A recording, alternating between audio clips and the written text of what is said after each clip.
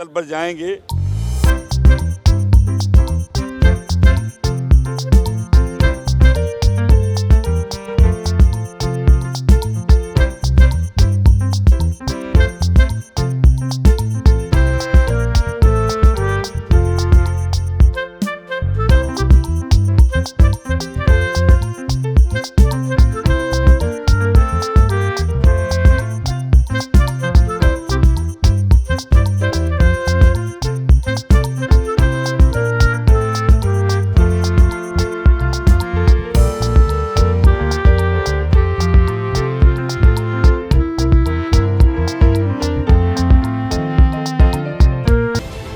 मैनपुरी में इस समय उपचुनाव चल रहा है लोकसभा का, और मैनपुरी पूरा देश मैनपुरी का चुनाव जो है, मैनपुरी के चुनाव के ऊपर नज़रें टिकाए हुए बैठा हुआ है। इस समय हम मौजूद हैं मैनपुरी के केंद्रीय चुनाव कार्यालय में, और हमारे साथ मौजूद हैं भारतीय जनता पार्टी के पूर्व जिला अध्यक्ष श्री आलोक गुप्ता जी, जो कि इस समय क्षेत्रीय उपाध्यक्ष का पद सुशोभित कर रहे हैं और पूर्व में नगर पालिका के अध्यक्ष भी रह चुके हैं, इस समय भी दौड़ में हैं। सर, पीपीएफ लाइव में आपका स्वागत। धन्यवाद। सर, लोकसभा चुनाव बिल्कुल नज़दीक आ चुका है, 5 तारीख को वोटिंग होनी है।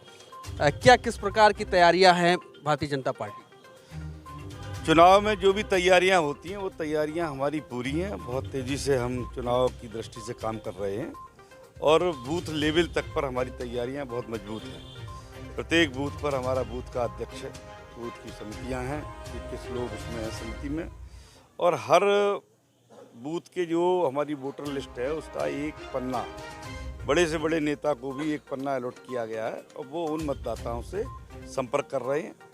और आने वाले जब 5 दिसंबर को मतदान होगा तो मैनपुरी संसदीय क्षेत्र की जनता जनार्दन ने पूरी तरीके से मन बना लिया और भारी मतदान भारतीय जनता पार्टी के प्रत्याशी, जो किसान के बेटे हैं, गरीब के बेटे हैं, पीड़ित शोषित गरीबों का दर्द समझते हैं, 2 बार देश की बड़ी पंचायत लोकसभा के सदस्य रह चुके हैं, 1 बार विधायक रह चुके हैं, सारे विधायी ज्ञान से परिचित हैं और उनके पक्ष में मतदान करने का निर्णय ले लिया है।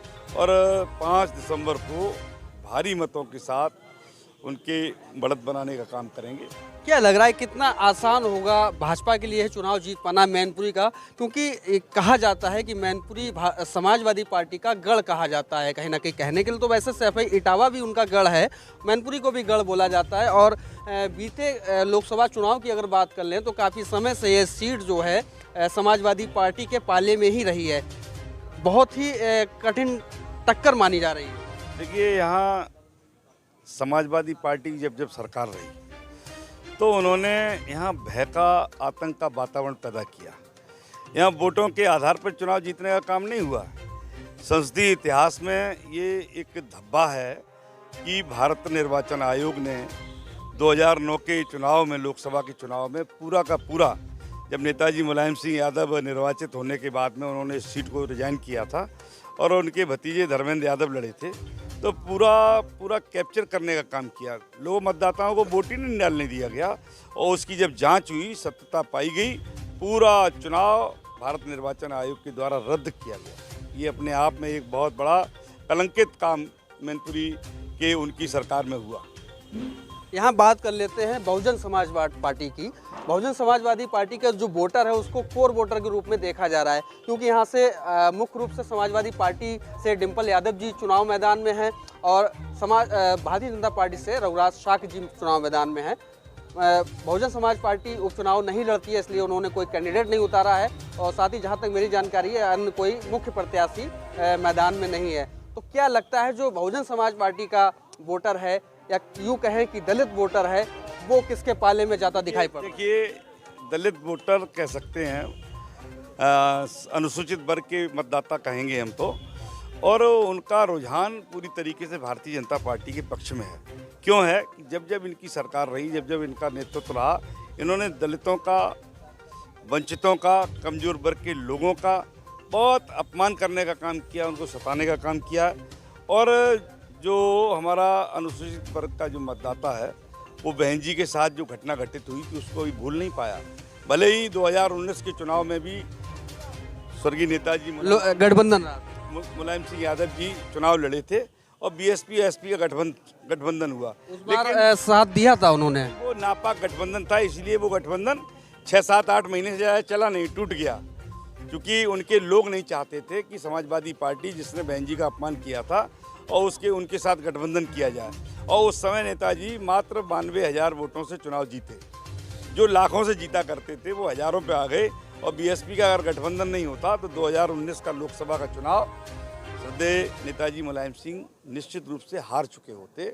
लेकिन उन्होंने अंतिम समय में एक दाव खेला था कि मेरे जीवन का ये अंतिम चुनाव, इसलिए मैनपुरी के लोगों मुझे एक अंतिम चुनाव और जितवा देना। लोगों को उनकी आयु को देख करके, उनका यहाँ जो काम रहा है, उनकी अपनी अलग छवि रही, उसको देख करके लोगों ने कहा कि चलिए एक बार नेताजी को, इसलिए वो उस समय जीत गए। नहीं तो 2019 में भी भाजपा का कमल ही खिलता। चाचा शिवपाल यादव अब खुलकर समाजवादी पार्टी के पाले में आ गए हैं। कहीं कोई शिकवा शिकायत नहीं रह गई है, ऐसा पता लग रहा है। जगह जगह सभाएं कर रहे हैं, नुक्कड़ सभा वो लोग कर रहे हैं। कितना फर्क पड़ेगा उससे? देखिए, ये उनका पारिवारिक मामला, घरेलू मामला है, इसमें कोई किसी को ज़्यादा कहने का कोई हक नहीं होता। लेकिन जो दिखता है, समाज सामने दिखता है, वही बिकता है। जो दिखा है यही शिवपाल सिंह जी थे, जिन्होंने श्री अखिलेश यादव की परवरिश करने का काम किया। यही श्रद्धेय नेताजी जिनकी विरासत पर अखिलेश यादव जी मुख्यमंत्री बने। किस प्रकार से वो मंच की घटना, जो माइक छीना गया, नेताजी को भी एक तरीके से धक्का देने का काम हुआ, और शिवपाल जी का कितना अपमान हुआ। अब उनकी कोई मजबूरी रही होगी, कोई पारिवारिक समस्या रही होगी, इसलिए वो उनके साथ चले गए होंगे। लेकिन मैं तो एक बात कहता हूँ, रहीमदास जी ने कहा है कि रहमन धागा प्रेम का, मत तोड़े चटका है, और टूटे से फिर ना जुड़े, और जुड़े तो गांठ पड़ जाए। ये गांठ पड़ी हुई है, बेमन से भले ही वो उनके साथ खड़े हुए होंगे, मैं नहीं कह सकता इस पर कुछ भी। लेकिन ये जो रहीमदास जी ने लिखा है, इन ऋषियों ने, तपस्वियों ने, जो हमारे काव्य जगत के लोगों ने रचनाएं लिखी हैं, वो बिल्कुल सही साबित हो रही हैं।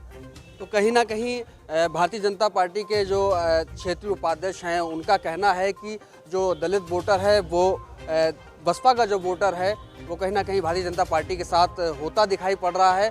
और वहीं बात की जाए, अगले जो पहले चुनाव हुए थे 2019 में, जहां पर बसपा का गठबंधन था, उसमें बहुत बड़ी जीत हासिल समाजवादी पार्टी नहीं कर पाई थी। लास्ट में एक बात हम आपसे अंत में पूछना चाहेंगे, कितनी वोटों से आप जीते? देखिए, ये तो गिनती तो जब मतगणना होगी तभी निकल कर के आएगी। लेकिन हम ये कह सकते हैं कि लाखों से जीतने जा रहे हैं, अब हज़ारों में नहीं। ये संख्या 1.5 लाख भी हो सकती है, 2 लाख से अधिक भी हो सकती है।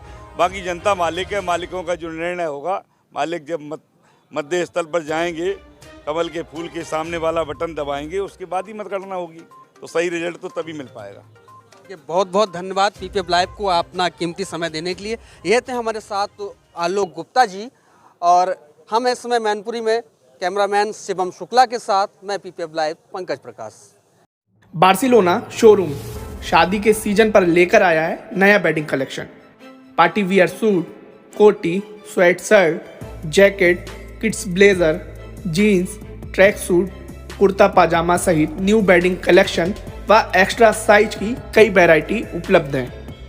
पड़ोस वाली बार्सिलोना फर्रुखाबाद शॉप है तो आउट ऑफ फैशन होने का सवाल ही नहीं। Visit Barcelona store is one of the most economic store. Rate बहुत अच्छी, क्वालिटी भी बहुत अच्छी है और प्राइस भी बहुत क्या लिया? जेन्युइन प्राइस है। क्या लिया? मैंने जैकेट लिए।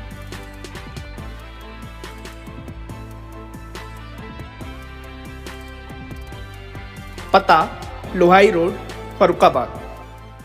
बिशंबरनाथ Satyendra Prakash and sons suiting, shirting, ladies suit, shawl, stole, blanket, suiting, shirting, कंबल, लेडीज सूट, शॉल, स्टॉल, हर तरीके का आइटम मिल जाएगा शादी से संबंधित। कालीन सेंटर फर्रुखाबाद की सबसे पुरानी दुकान। हमारे यहाँ बेडशीट, कालीन, रेडीमेड कुशन, सोफा कवर आदि उचित मूल्य पर उपलब्ध है।